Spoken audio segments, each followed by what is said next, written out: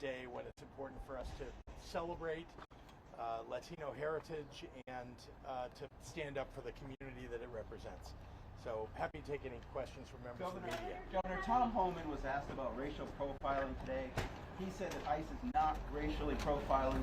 What are you seeing? What are you hearing? And also, we've learned that ICE now has stations at courthouses in Illinois so that they can process suspects, sort of take them out of the criminal justice system since we're not cooperating here in Illinois with ICE.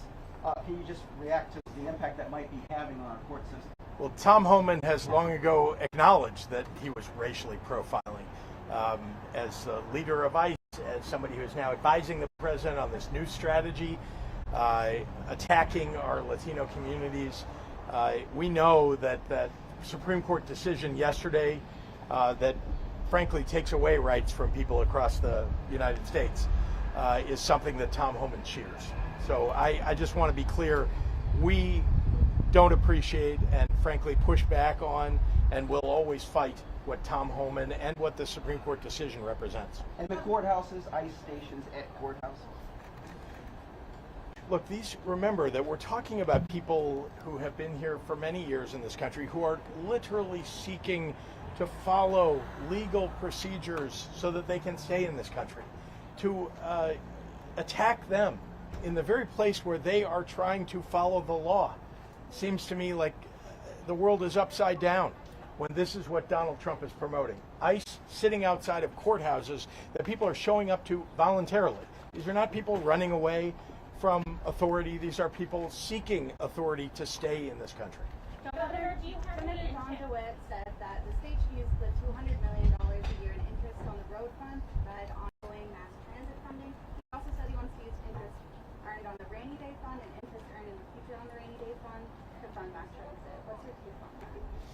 Well, he's a little late to the table, if you ask me, if that's a recent proposal. And all I can say is that we're looking at all of the potential revenue sources in order for us to make sure we fund a world-class transit system in the state of Illinois. What did you hear from the advocacy groups you were meeting with today? What did you hear from them? What concerns were they expressing to you? And what are you able to do to sort of work with them? Well, today I was in Brighton Park with the Brighton Park Neighborhood Council, also with ICER, which represents really the breadth of immigration-associated organizations in the state of Illinois, listening to them, and we were talking about how we can protect our communities better. They are amazing at making sure that people know their rights in this environment in which people's rights are under attack. So I was pleased to listen to them, to spend time with them. And I will say, people are frankly afraid. In our communities, they're afraid to come out of their homes, they're afraid to go shopping, they're afraid to take their own children to school because they have mixed status households. Some are U.S. citizens, some are people who have legal status in this country but are not citizens, and there are undocumented people. And we are trying to protect all the residents of the state of Illinois. These are people who, people talk about, Donald Trump likes to talk about immigrants as criminals. These are not criminals. These are people who are genuinely here in this country, holding down jobs. They've been here for 10, 20, 30 years, raising families here, paying taxes, following the law, doing the right thing. We should give them an opportunity, whether it's when they go to the courthouse to try to get their citizenship or their legal status improved, or taking their kids to school. We should be protecting them in all of those endeavors. Shia. I understand that you might have had a conversation with Hakeem Jeffries about redistricting. I'm wondering if Illinois might consider any plan to redistrict before 2026? Well, I talked to Hakeem Jeffries somewhat frequently. No, I did not have a specific conversation recently about redistricting, and I have pledged to him that I'll do everything I can to make sure that Democrats win the Congress in 2026. It's one of the reasons that you've seen me stand up in places outside of Illinois often, campaigning for people, helping state parties raise money because we have got to win in 2026 in order to stop the madness coming out of the White House. Governor, Chris. where are we in this story right now? Greg Bovino reportedly on the ground here, ICE saying that they're here with that picture of the Willis Tower in the background, but we don't have the National Guard here. In your head, where are we on the timeline in the big picture of this? Well, it's hard to tell, Chris, because as you know, Donald Trump wakes up, and depending upon which side of the bed he wakes up on, or what his mood is, or maybe what he had to drink the night before, we don't know exactly what's going to come out of his mouth and what he's going to tell people to do. Here's what we do know. ICE is somewhere on the ground here. They already have been effectuating their plans. We have not seen the bulk of those ICE agents yet in communities, but we have seen some, and we know that they are gathering steam.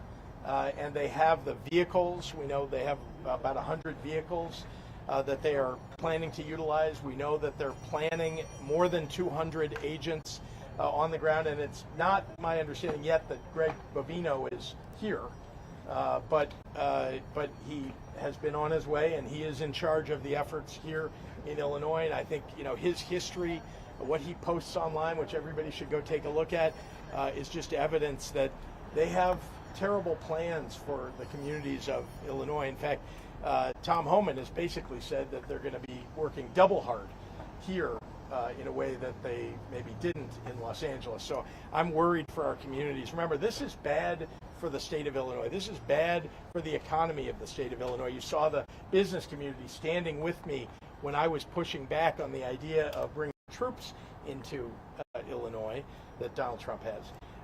And as far as I'm concerned, the ICE needs to take it down about 3 notches, and we need Tom Homan to focus on something other than his failures in Illinois. One of the reasons that he's been so unsuccessful is people know their rights here. They're learning their rights. We have great organizations on the ground, and they're doing exactly what they should be doing, following the law. If our Supreme Court says the racial profiling basically being allowed, at the state level, what can we do? Because we got reports of a flower shop, someone waiting at a bus stop, someone just walking down the street that ICE basically targeted. Like, what is the state doing? What can the state do concrete-wise to kind of like head off what the Supreme Court saying that racial profiling is functionally okay? Well, as you know, that's federal law. And so, as you know, there is the supremacy clause that essentially says federal law trumps state law, period, end of sentence. And so what we can do is make sure that people know their rights and that they're staying out of the way. That's the best thing that we can do. I mean, as we're also taking them to court if they break the law in the state of Illinois, and that it's not in contravention of federal law.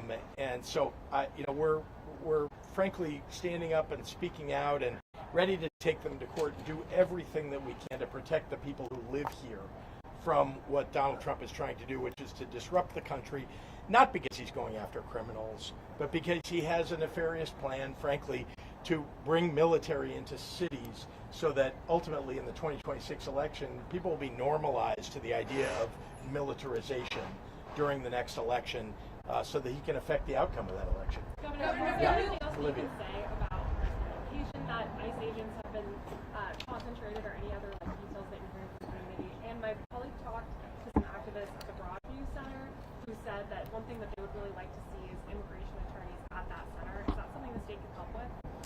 So we don't have the enough immigration attorneys that we could provide them. We do fund organizations that have immigration attorneys, and we do encourage them to be at the right places where they can defend people. And so that's certainly part of what we're trying to effectuate. But yeah, I mean, what's happening across Chicago and Chicagoland right now is something that I think I find abhorrent.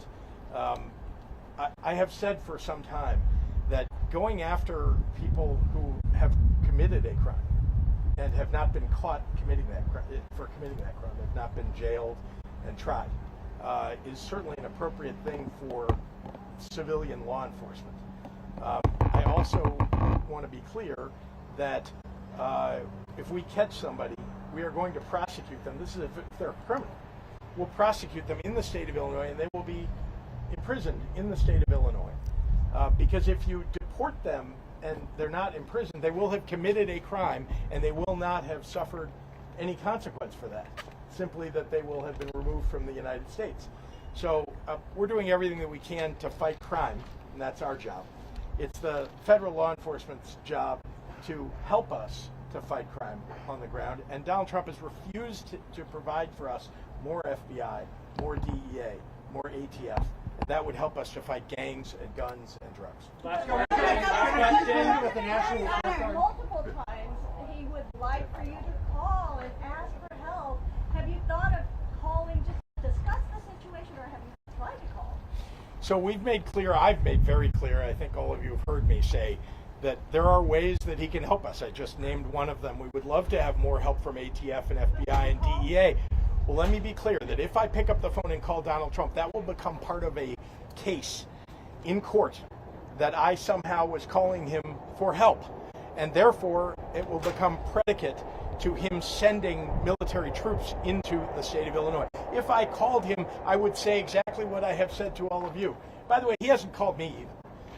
And he doesn't seem to want to talk directly to me. He just wants to talk to television cameras and berate the people of Chicago and berate the people of Illinois and attack the city of Chicago. And I reject that entirely, and it doesn't deserve any response except the one that I have given, which is, this is no joke. Donald Trump is doing something that's not normal, and we should not accept it in this country. It's un-American, it's anti-American what Donald Trump is doing. Thank you. Thank you.